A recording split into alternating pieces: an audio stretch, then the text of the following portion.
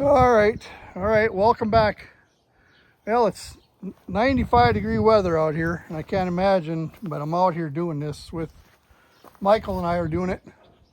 But anyway, this ended up turning out pretty good.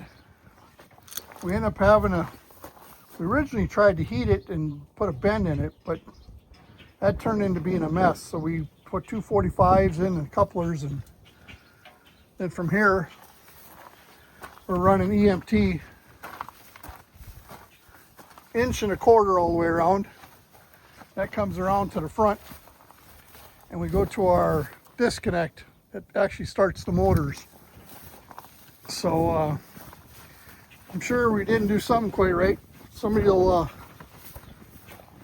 have a question or something on it, or maybe correct me. Then from here, we're gonna come from here and run out. We're gonna run to that motor for power. And of course, we got to do our OPI blue, or monitor system. But all right, we'll keep on showing you as we keep going. We got the EMT run all around the bend. We got the wire pulled in, and right now what we're doing is terminating the wire to the loadout motors. So yeah, we done all three of these with also fans in the back. Back here and take a little tour. Here's a Eversol's little pull box here. Wire EMTs coming out of there.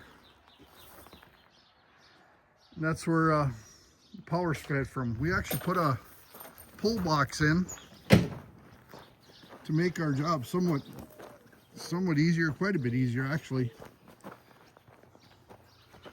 So we run all these underground burial PVC to one spot. Went with the pull box here. Whoops. Pull box with a cover. And from there we went into our 200 amp breaker. But anyway, that's just a little update. Well, let me see over here. We also put in, like I said, we put pull boxes in.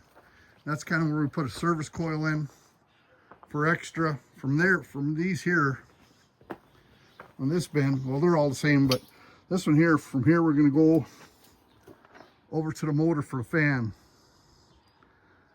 And the actually bend monitoring system, we didn't even get to that yet, which that might have to be another week or weekend project. So yeah, it's been a good learner for these guys, for everybody. Saved ourselves quite a bit of cash. That's a big thing with farming. Can't be squandering anything. Next thing you be broke. So, okay, let me terminate this and we'll see how it goes. When we're all said and done, this will be covered up, or covers put back on, and looking tidy it up.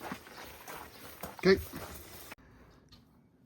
All right, let's take a look at our disconnect. Anyway, we got it wired up, and it's a 100 amp disconnect. We had 50 amp or 60 amp for a 10 horse motor, and the disconnect did not stand up. So we put 100 amp disconnects in. You can always, like I said, excuse me, you can always overrate this stuff and go heavier, but you can never go underrate stuff.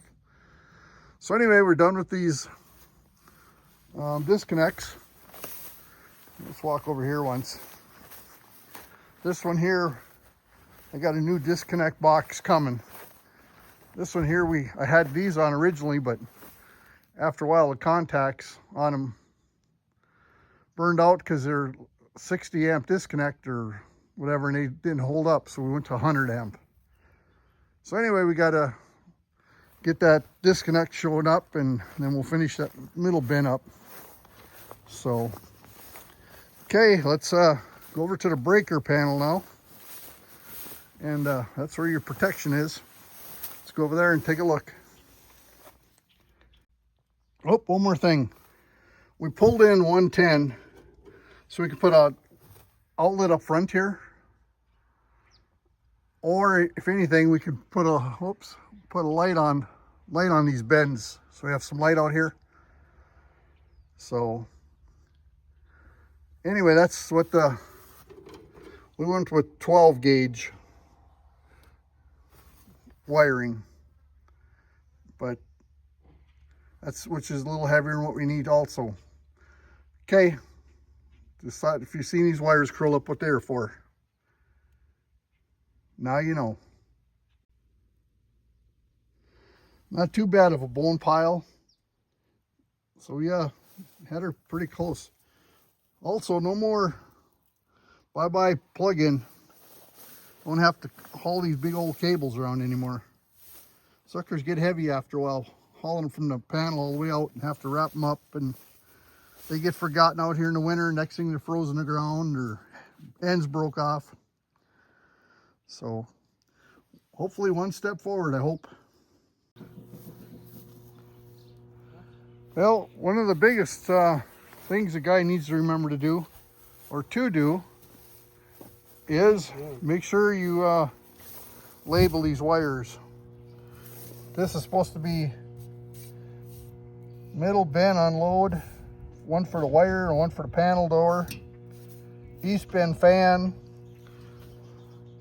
So anyway, that makes life down the road for the next guy a lot easier. So you don't have to try to hee-haw around and find where to go.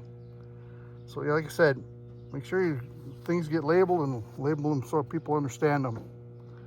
Okay, just keep picking away here. Well, we rang out the wires and nothing's going to ground and motor seemed fine. So we're gonna put the cover on this baby.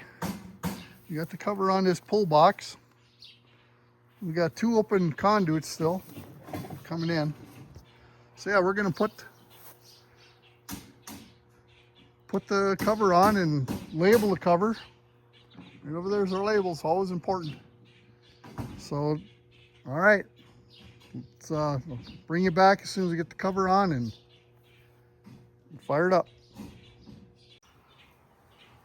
Well, we just tested them out and both motors are turning in the correct direction, and we got it all labeled and power back on. So we can close this panel up. Oh, whoops. Hang on, let me get you there. There. Close this thing up and move on. Do some more fan work and control power. Okay, at the end of the project, toward the end, you always want to do a little pickup and clean up. Which seems always to be a little longer than the guy thinks. So we're doing some cleanup and button up. Garbage put away. So getting toward the tail. Okay, bring it back.